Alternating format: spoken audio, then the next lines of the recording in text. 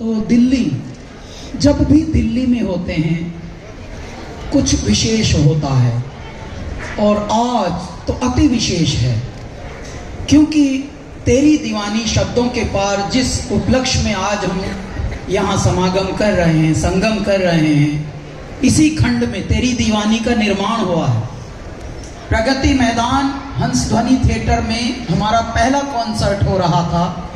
उस वक्त impromptu extempore ये गाने की रचना हो रही थी।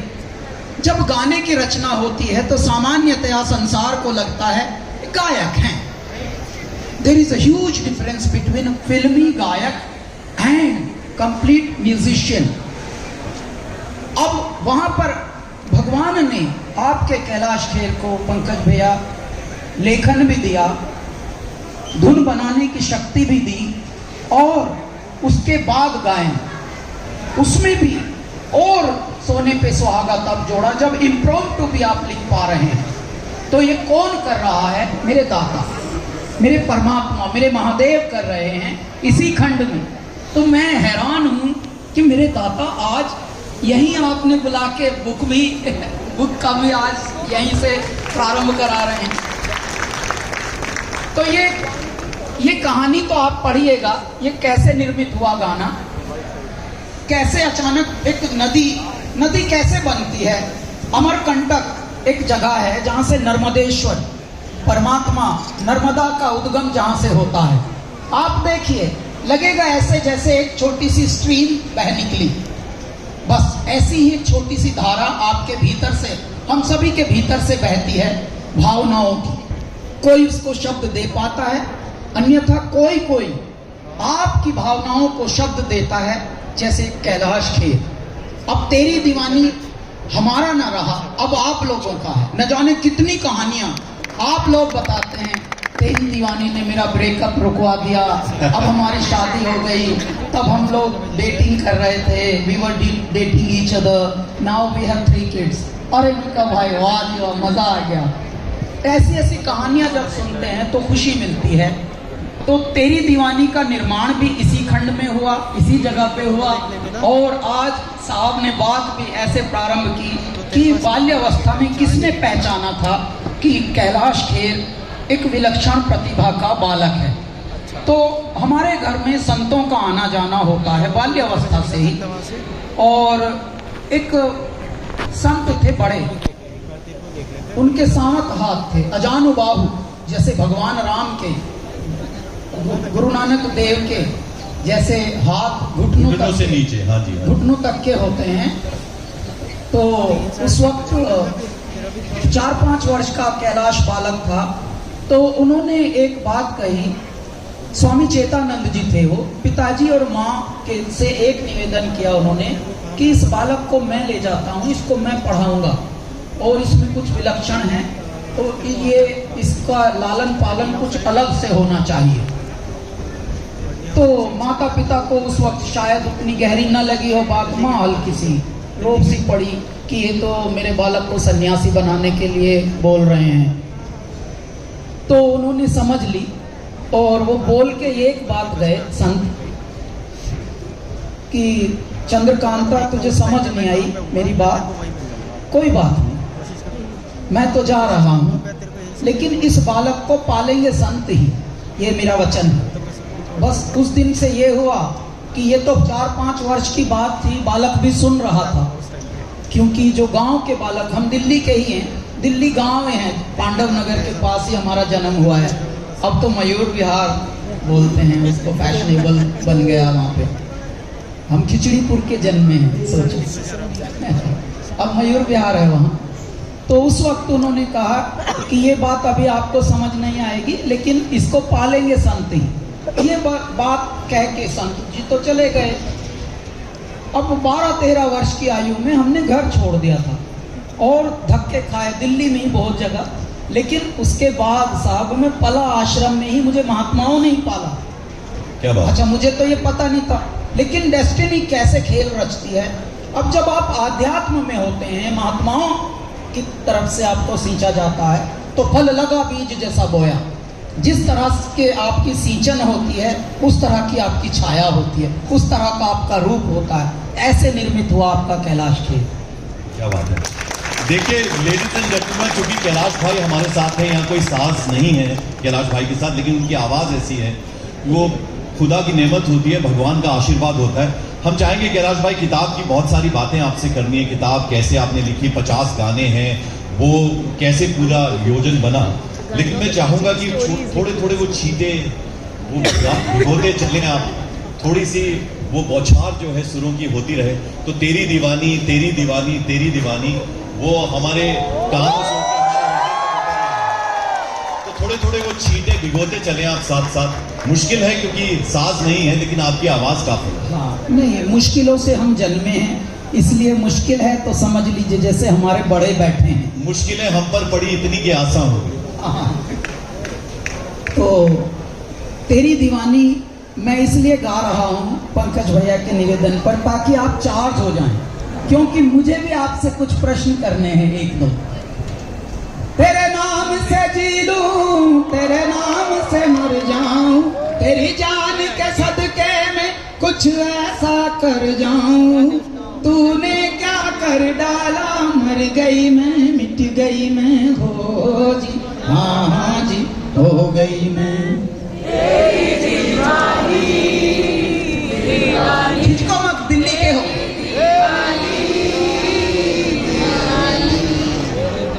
तूने क्या कर डाला, मर गई मैं, मिट गई मैं, हो जी हाँ जी हो गई मैं। तेरी दीवानी दीवानी तेरी दीवानी दीवानी। इश्क जुनू जब हद से बढ़ जाए, हंसते हंसते आशिक सूली चढ़ जाए। जब इश्क का जादू सर चढ़ कर बोले, जब इश्क का जादू सर चढ़ कर बोले, खूब लगा लो पहरे रस्ते रब खोले। यही इश्क दी मर्जी है, यही रब दी मर्जी है, यही इश्क दी मर्जी है, यही रब दी मर्जी है।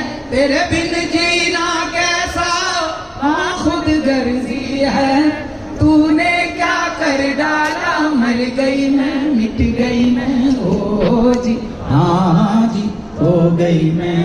तेरी दीवानी दीवानी तेरी दीवानी दीवानी।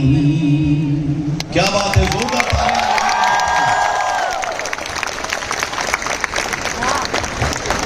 कैलाश भाई, जब दुनिया में नाम हो जाता है ना, तो लोग पार्टीज करते हैं, देश विदेश घूमते हो, तो खैर आपका काम आपको लेकर जाता ही है।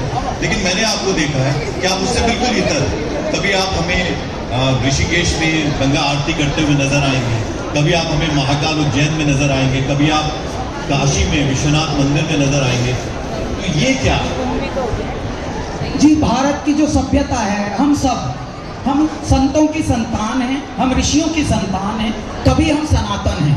सनातनी होना ही संतों की संतान जो होती है, संततियों से जो अपना जीवन जी रहे हैं, जो मानव कल्याण का मंत्र लेकर जीती है संतति, वही सनातन संतति होती है। क्योंकि हम सनातन संतति हैं। हमारे यहाँ पिकनिक भी मंदिरों में मनाए गए हैं, शादियों के प्रस्ताव होकर गुरुओं के आशीर्वाद से जितने भी प्रपोजल्स अप्रूव हुए हैं वो मंदिरों, हमारा जीवन मंदिरों से ही प्रारंभ हुआ है। धीरे धीरे क्योंकि भारत बदला, भारत के जो 1000 वर्ष अब से पीछे के देखोगे तो दुनिया ने गुलाम बना दिया भारत को। क्यों? कुछ भारत के ही कुछ ऐसे लोग थे जो उनके साथ जुड़ कर, और पहले सौदागरी, फिर उसके बाद बाकी गिरी सब जोड़कर, तो क्योंकि 1000 वर्ष तक का तो कुल भारत गुलामी में था। वरना आप 1000 वर्ष के पहले भारत के बारे में यदि जाने तो मेरा भारत मंदिरों से ही शुरू होता था। और भगवान की हम पर कृपा है, हम मंदिरों में ही पले, आश्रमों में रहे, आध्यात्म से हम संगीत की ओर आए। हमने साहित्य को भी जाना तो मंदिरों से, महात्माओं से, सिद्ध पुरुषों से, महापुरुषों से जाना। तो ऐसे में भगवान ने हमको ना कभी पार्टी का एहसास कराया, न कभी फिल्मों का। अब फिल्मों में रहते हैं लेकिन फिर भी इल्मों में रहते हैं। अब वहाँ पार्टियों की दुनिया है, लेकिन हमको हमारी पार्टी ही परमात्मा के साथ एकाकार में रहना। मनुष्य सेवा, जितनी भी संत सेवा करें, जितनी गौ सेवा करें, जितनी पृथ्वी सेवा करें, जितनी माता पिता सेवा करें, वही काम। और उससे आप देखना साहब, फालतू बातें ना करें, ना कभी बीमार हो, गांठ का पैसा बचे और मुफ्त में बदन तैयार हो। तो देखिए, ये जो किताब है तेरी दीवानी शब्दों के पार, इसमें 50 गाने कैलाश भाई ने चुने हैं। वैसे असंख्य गाने इन्होंने गाए हैं, तो हर गाने के पीछे की एक इमोशनल स्टोरी होती है। क्यों आदमी वो गाना गाता है, क्यों आदमी वो गाना लिखता है। तो तेरी दीवानी, सैया, अल्लाह के बंदे, इनके पीछे की कैलाश भाई, चूंकि आपको किताब लिखने के लिए आप प्रेरित हुए, तो किसी ने तो प्रेरित किया होगा। और ये गानों के पीछे, हर गाने के पीछे की एक कहानी है, जिसका जिक्र आपने इस किताब में भी किया है। इतनी सुंदर ये किताब है, आप इस किताब को जरूर लीजिए। पैंगुइन ने ये किताब छापी है, तो इस किताब को जब आप पलटेंगे एक एक पन्ना, इतना सुंदर उस पर लेखनी तो है ही, लेकिन भाव है। और जैसे हृदय खोल कर रख दिया है इस किताब में कैलाश भाई ने, लेकिन इतनी सुंदर उसमें पेंटिंग्स हैं, वो कलाकृतियां इतनी सुंदर हैं, वो मन मोह लेती है किताब का। आप बस सिर्फ देख ही ले उसको तो लगता है आपने पढ़ ली किताब। तो जरा चाहेंगे कैलाश भाई की ये जो इमोशनल स्टोरी है, खासतौर पर इन 3 गानों की, उसमें सैया है, तेरी दीवानी है, अल्लाह के बंदे, वो जरा थोड़ा अगर आप हमारे ये जो तमाम दर्शक आपको सुन रहे हैं, देख रहे हैं, बता दें। तो जब हमारे गाने चर्चित होने लगे, आप लोगों के दिलों पे छाने लगे, तो बहुत सारे हमारे प्रशंसक कहने लगे कि what a story behind these songs, how touching these emotions, and many people came up saying ये मेरी कहानी है, ये मेरी स्टोरी है। तो जब ऐसा सब होने लगा, हम एक्सपीरियंस, ये अनुभव लेने लगे, तो बहुतों ने, आप ही लोगों ने कहा, why don't you put up this as a book.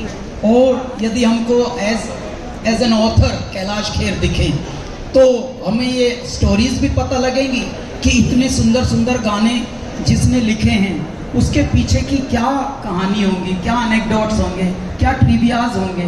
तो तब ये आपके अनुग्रह पर अब ये पुस्तक आ गई है, तेरी दीवानी शब्दों के पार। और इसमें विशेषता यही है, जैसा पंकज भैया बता रहे हैं, कि हमारे लगभग अभी तक हमने 300 गाने तकरीबन स्वयं लिखे हैं। आपको जानकर ये प्रसन्नता होगी कि जो फिल्मों में भी हमने म्यूजिक किया है, चाहे वो चांदनी चौक टू चाइना हो, युवराज जी, चाहे वो अपने ये हो अल्लाह के बंदे एक फिल्म आई थी, फिर चाहे 10 विदानियाँ हो, उनमें भी जो म्यूजिक हमने किया, लिखे भी हम ही ने हैं वो गाने, जिसका मम्मा गाना बड़ा चर्चित हुआ है। तो हम फिल्मों में भी, सीरियलों में भी गाते ही नहीं से, जब गाते हैं तो लिखते भी हैं। तो वो लिखने का जो प्रोसेस है, वो एक अलग नदी है, वो परमात्मा के भावों की, जज्बातों की एक नदी है। वो बहने लगती है, फिर लिखा जाता है। और हम तुकबंदी के लिए नहीं लिखते, हम किसी भाव के लिए लिखते हैं, तो अपने आप में एक स्टोरी बन जाता है हर गाना। अब जब ये ऐसा हुआ, तो कुछ हमने गाने अब पहली पुस्तक में सेलेक्ट किए, जिसमें आज मेरे पिया घर आवेंगे, हेरी सखी मंगल गाओरी, धरती अंबर सजाओरी, उतरेगी आज मेरे पी की सवारी, अरे कोई काजल लाओरी, मोहे काला टीका लगाओरी, उनकी छब से दिखूं मैं तो प्यारी, लक्ष्मी जी वारो नजर उतारो, आज मेरे पिया घर आवेंगे। हमारे यहाँ पे देखिए, ये सब हमारे जीने का ढंग है, ये हमारी परंपराएं हैं। हमारे यहाँ जब आप बहुत कुछ अच्छे आयोजन होते हैं परिवारों में, तो हमारे यहाँ लक्ष्मी जी वारते हैं। ऐसे आप सुंदर लग रहे हो तो लक्ष्मी वार देंगे, कुछ नृत्य कर रहे हो आयोजन में तो लक्ष्मी वार देंगे। तो ये हमारे जीने के ढंग हैं। और काजल लगा देते हैं, एक टीका हल्का सा बालक को भी लगा देते हैं, काला टीका। तो ये बेसिक बातें हैं, लेकिन बेसिक बातों को ही अगर आप कॉमन बातों को ही थोड़ा अनकॉमन वे में बता दें, तो सुंदरता हो जाती है, वो क्राफ्ट हो जाता है, वो आर्ट हो जाता है। और ये आर्टिस्टिक एक पुस्तक आई है, जिसमें सैया की स्टोरी क्या है, तेरी दीवानी की स्टोरी क्या है, मंगल गौरी, आज मेरे पिया घर आवेंगे की स्टोरी क्या, यहाँ तक कि तौबा तौबा हमारा एक बड़ा फन सा गाना है, जिसमें तेरी दीवानी आया वैशाली, उसी में तौबा तौबा तौबा औबा तौबा वे तेरी सूरत तेन जेड़े वेले रब ने बनाया मेरे यारा दिलदारा दिसे रब दा नजारा। उफ तौबा तौबा तौबा उफ। तो हमने ये गाना भी लिखा है, इसमें भी हमारे सामान्य गानों में भी सिर्फ तुकबंदी या शैलो एंटरटेनमेंट नहीं, उसमें एक सीख भी है, एक क्रक्स है, एक मॉरल है। तू ख्वाब है या है धोखा, ठगनी है या कोई माया। ये जो ग्रीड है हमारी, जो हमारा जिस चीज के पीछे हम ललक अंधे होकर भागने लगते हैं बिना पुरुषार्थ के। देखिए, चाह रखना अच्छी बात है, लेकिन चाह के लिए पुरुषार्थ करना, कर्तव्य करना, उत्तरदायित्वों पर रहना, परिश्रम करना, तब चाह रखना। तो अपने आप फिर आपको चाह नहीं रखनी, फिर मेरे दाता आपके लिए चाहने लगते हैं। तू ख्वाब है या है धोखा, ठगनी है या कोई माया, है तू नचनी नाच नचावे तुझे कोई समझ न पाया। तेरी नजरों की धार तीखी तीखी ये कटार, जो भी देखे वो तो गया बस मारा। तौबा तौबा तौबा। देखिए, मैंने शुरुआत